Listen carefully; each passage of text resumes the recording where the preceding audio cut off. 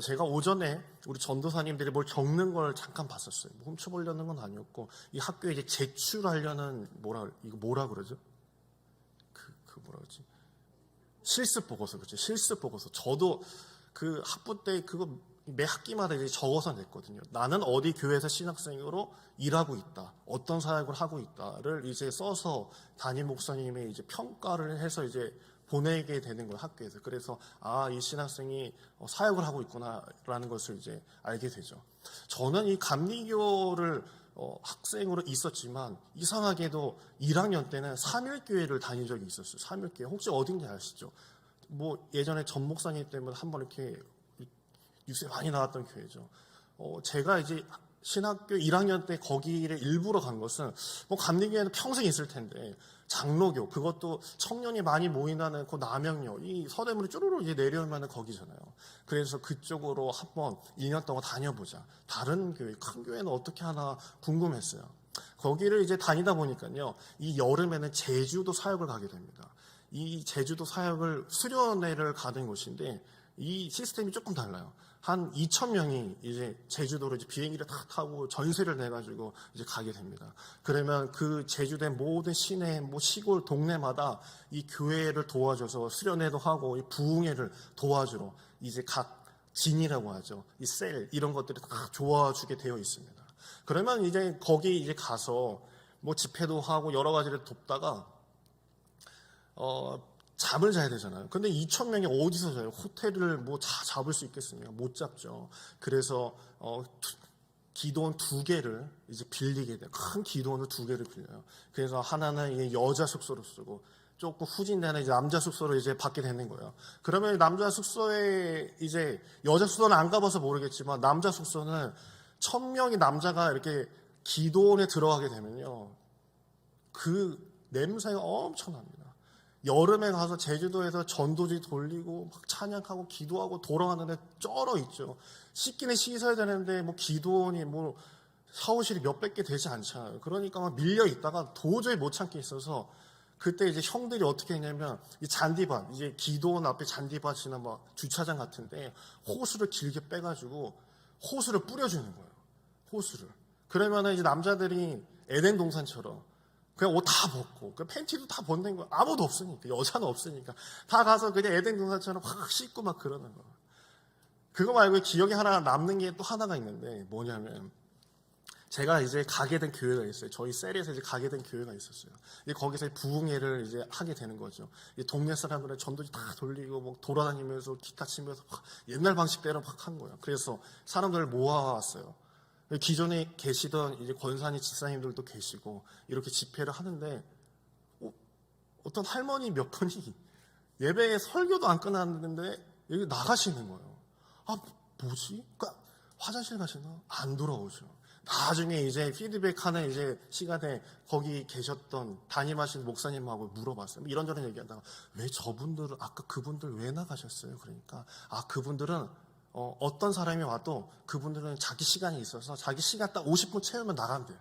뭐 어떤 설교가가 와도 내가 50분 넘게 있는 걸 한 번도 본 적이 없다라고 이렇게 이야기하더라고요. 천하에 누가 와도 안 된대. 은혜 떨어진 교회는요, 예배 시간을 칼같이 지키는 교회입니다.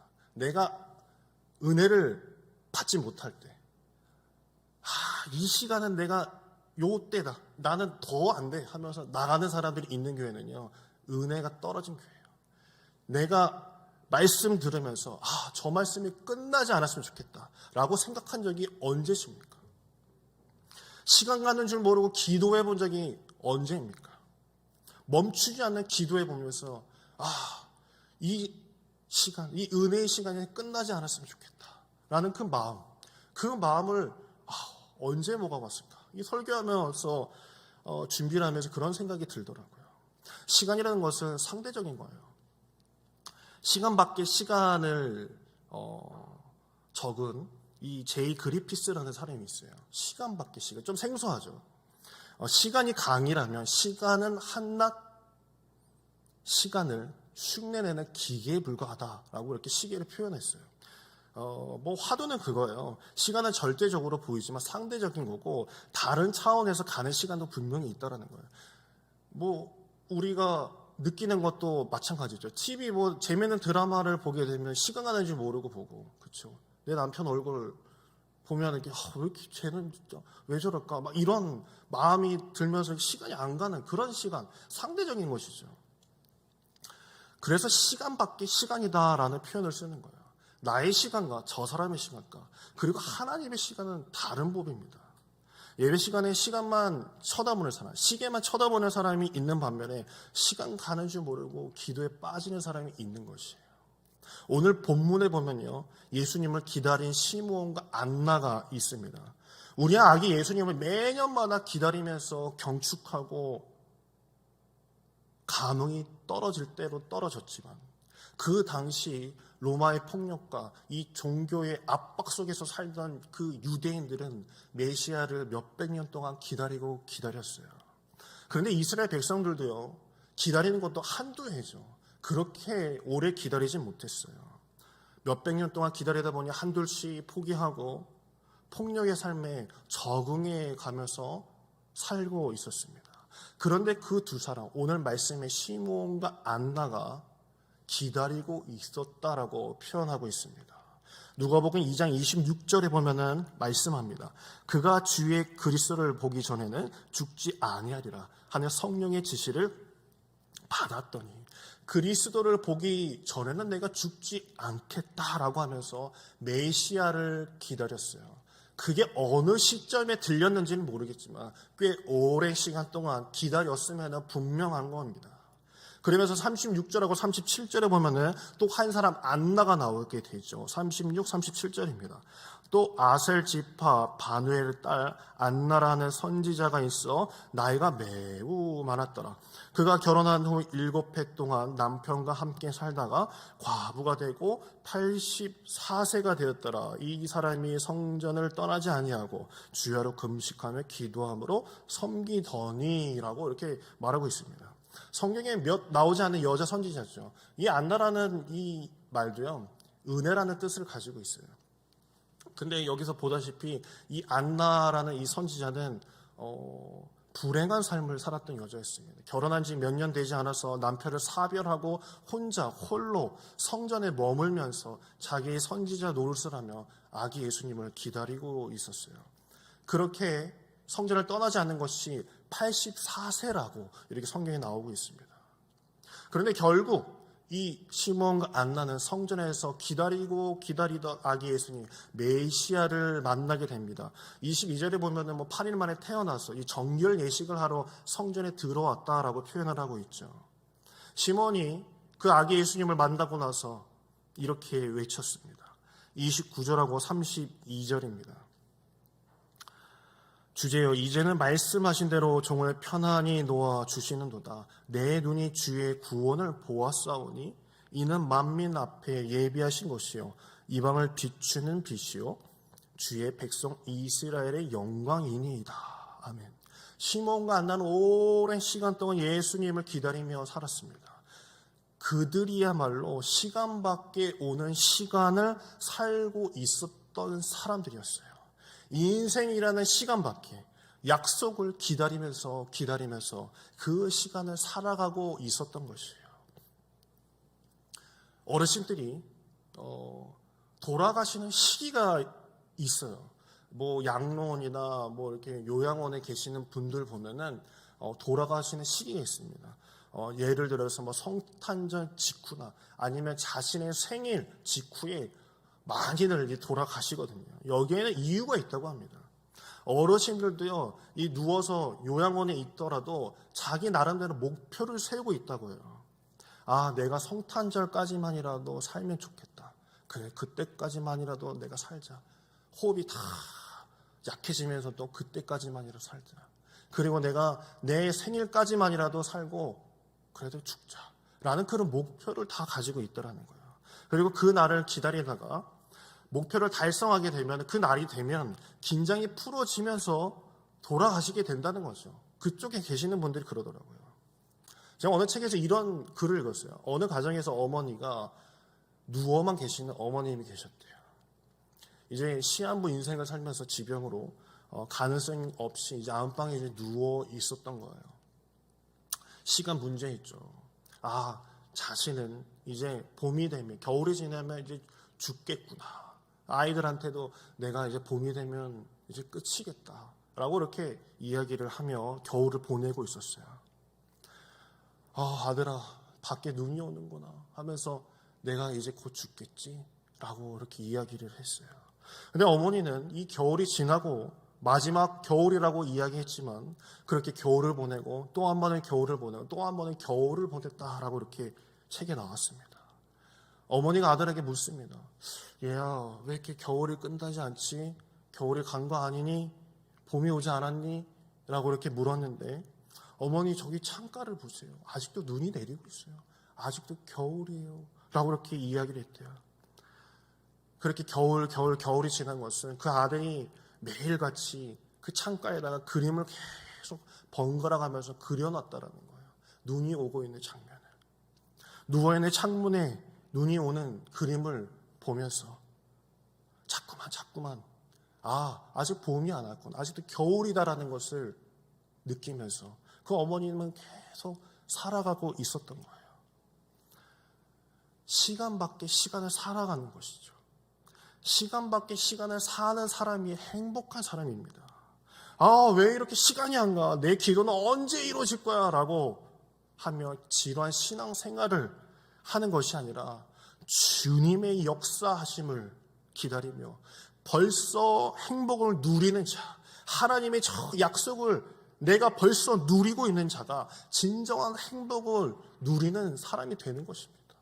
바로 오늘 말씀에 시므온과 안나는 내 시간, 내 신앙생활의 시간이 아니라 시간 밖에 하나님의 시간 속에서 내가 기쁨을 가지고 기다리는 거예요. 지루함이 아니라 하나님께서 분명히 메시아를 보내주신다라고 예언하신 것처럼 그날이 오겠다라는 그 마음, 기쁨으로 그것을 가지고 있었을 때 시간 밖의 시간으로서 자신이 기쁨을 누린다는 것입니다. 믿음의 조상 아브라함도요, 시간 밖의 시간에서 살았던 사람입니다. 예수님께서요, 유대인들에게 이렇게 말씀하시는 부분이 나옵니다. 요한복음 8장 56절 한번 찾아보겠습니다. 요한복음 8장 56절이에요. 우리 집에 계신 분들도 한번 찾아보시죠. 요한복음 8장 56절입니다. 요한복음 8장 56절. 요한복음 8장 56절 읽겠습니다. 너희 조상 아브라함은 나의 때 볼 것을 즐거워하다가 보고 기뻐하였느니라 라고 예수님이 유대인들에게 말씀하셨어요. 나의 때를 볼 것을 즐거워하다가, 누가? 아브라함이 나의 때를 보면서 즐거워했다라고 표현을 했어요. 유대인들은요, 이게 이해가 되지 않아가지고 57절에 유대인들이 예수한테 묻습니다. 유대인들이 이르되 내가 아직 50세도 못 되었는데 아브라함을 너가 봤느냐? 네가 30밖에 되지 않은 게 무슨 아브라함을 봤느냐라고 이렇게 이야기하는 부분이 딱 나와요. 그러자 예수님께서 말씀하십니다. 58절이에요. 예수께서 이르시되 진실로 진실로 너희에게 이르느냐 아브라함이 나기 전부터 내가 있느니라 하시니라 라고 말씀하셨어요. 아브라함도요, 예수님이 이 땅에 오실 것을 바라보며 주의 역사가 이 땅에 임하실 것을 기억하면서요, 그는 시간 밖에서 오는 그 시간 밖의 시간을 가지고 살고 있었던 사람이에요. 모세도 마찬가지입니다. 모세는 이스라엘 백성들이 모두 종살이를 하고 있을 때 궁을 떠난 사람이었어요. 이스라엘 백성들과 함께 고난을 받기 시작하면서요, 그 이유를 분명히 이렇게 이야기하고 있습니다. 신약 저자들이 이렇게 이야기했지만요, 히브리서 11장 23절에서 26절까지의 말씀을 보면요, 히브리서 11장 23절에서 26절까지 말씀입니다. 제가 읽겠습니다. 믿음으로 모세가 낳았을 때 그 부모가 아름다운 아이임을 보고 석 달 동안 숨겨 임금의 명령을 무서워 아니하였으며 믿음으로 모세는 장성하여 바로의 공주의 아들이라 칭함을 거절하고 도리어 하나님의 백성과 함께 고난받기를 잠시 죄악의 낙을 누리는 것보다 더 좋아하고 그리스도를 위하여 받은 능력을 애굽의 모든 부하보다 더 큰 재물을 여겼으니 이는 상 주심을 바라봄이라 라고 이렇게 말하고 있습니다. 모세가 죽고 1200년 후에 이 땅에 오신 예수님을 바라보면서 모세는 자기가 그런 고난을 받고 있지만 고난을 자초하는 것은 예수님이 오시기까지 그렇게 하라고, 그렇게 하기 위하여 그는 그렇게 살았다는 거예요. 주님이 오실 것을 나는 바라보면서 하나님, 예수 그리스도라는 그런 단어는 없지만 하나님의 역사가 분명히 이 땅에 임할 것을 바라보면서 자신은 느보산에서 죽는다 한들 나는 그거 아쉬워하지 않는다라고 이렇게 이야기하고 있었던 것입니다. 1200년 밖의 시간을 그 모세 또한 살아가고 있었어요. 운동하는 선수들도 마찬가지입니다. 피땀 눈물 흘려가면서 그렇게 운동하는 것도 내가 트로피를 받고 목에 메달을 거는 그 순간을 기억하면서 바라보면서 시간 밖의 시간을 내가 끌어당겨서 그래 그 시간이 내 것이야 라고 하면서 운동하는 게 운동선수들이 사는 방법입니다. 시간 밖에서 오는 시간 속에 사는 삶이 행복한 삶입니다. 연말 이 시간은요 참 많은 것을 생각하게 하는 시기입니다. 저는 시간 밖에 시간 속에 살고 있어요. 저는 이 시간 속에 사는 것이 아니라 저 시간 속, 끝을 알 수 없는 하나님의 시간 속에 저는 살고 있어요. 왜? 지금은 비록 전염병 때문에 아니면 내 삶의 위기와 아픔과 고난 때문에 비록 내 시간을 정말 느리게 하고 정말 이 시간만큼은 벗어나고 싶은 그런 시간이 있지만 하나님의 시간은 영광의 시간이고 하나님의 시간은 평화와 안식의 시간이기 때문에 내가 저 마지막 그 하늘에 가서 천국에 가서 주님 앞에 섰을 때 심판대 앞에 섰을 때 주님이 나에게 면류관을 씌워줄 것을 생각하면 나는 그저 내 시간만 보고 내 처지만 보고 내 환경만 보고 나는 슬퍼하지 않는다는 것이에요. 시간 밖에 시간을 살고 있기 때문에 나는 내 시간이 두려운 것이 아니라 내 시간을 벗어만 버리고 싶은 것이 아니라 주님이 주시는 그 은혜로 주님이 주시는 그 시간으로 나는 행복함을 누릴 수 있다는 것입니다. 부디 저와 여러분이 시간 밖의 시간, 여러분의 시간 밖에 하나님의 시간을 사는 여러분에게 간절히 축원합니다. 이 안나는 84년 동안 주여를 금식하며 즐거워했습니다. 떠나지 않았습니다. 시몬도 오직 예수 그리스도 그 아기 예수님을 기다리며 즐겁게 살았습니다. 시간 밖에 오는 시간 속에서 하나님의 임재를 느끼며 그 임재를 느끼면서 즐거워했다라는 것이에요. 예전에 저희 아이가 한 2살 전인가 서울랜드를 간 적이 있어요. 이제 저희 집은 애가 셋이니까 외권을 끌고 다녀요. 수레 같은 거 있어요. 이렇게 수영차에 딱 넣을 수 있게 딱 접어가지고 폴딩하는 그런 유모차는 아닌데 이렇게 수레 같은 것이 있습니다. 끌고 다니는 게 있어요. 아마 종종 보실 겁니다. 그 외관에 이제 끌고 다니는데 저희 둘째 나영이가 좀 이렇게 성격이 자기 원하는 대로 꼭 해야만 하는 성격이 어렸을 때부터 그랬어요. 얘가 계속 그 외관에서 편하게 가면 좋은데 서울랜드 주차장에서 그 놀이동산까지 올라가는데 얼마나 먼지 아시죠? 차로 가도 이렇게 한 5분 가는데 그걸 제가 이제 끌고 가는 거예요. 타고 가면 얼마나 좋아요. 나도 타고 가고 싶은데 자기는 이렇게 앉아있으면서 나오려고 길을 쓰는 거야. 앉아있어 나이마, 앉아있어라 했는데도 계속 밖으로 나오는 거예요. 그렇게 끌고 가다가 애가 막 울어요. 보니까 외관에서 나오려고 하다가 애가 떨어진 거예요. 그래서 여기 다 긁어놓은 적이 있어요. 얼굴 여기 다 갈았어요. 어쩔 수 없이 걔가 그러니까 이게 업어줬죠. 이 업어주니까 걔가 이렇게 얘기하는 거예요. 야, 나는 너 외관에 타고 오면은 참 좋겠는데 왜 이렇게 외국에서 나오려고 하냐. 그러니까 이 나임이가 그러더라고요. 아빠 엉덩이만 보여. 내가 여기 왜 왔는데 엉덩이만 보여. 아빠 엉덩이만 보러 내가 여기 왜 왔냐 라는 거예요. 그쵸? 그 재미난 곳에 가서 사람들 엉덩이 하반신만 보고 다니는 게 싫은 거예요. 자기도 보고 싶은 거예요. 자기도 보고 싶은 거예요. 시편 123편 1절에 4절을 보면요 이렇게 말씀하고 있습니다.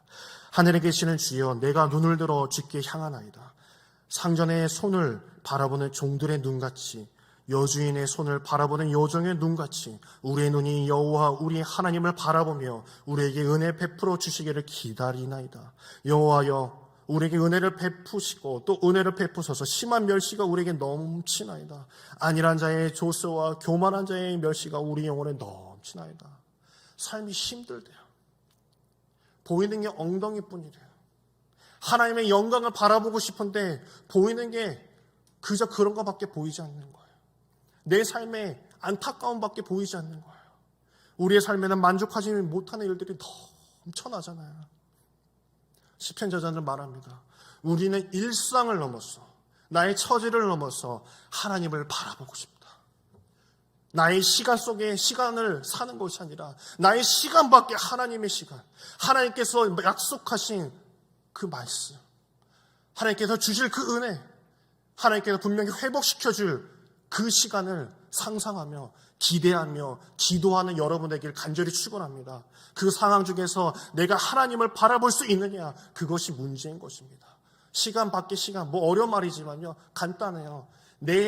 지금 내 마음과 내 시간 속에서 울지 마라.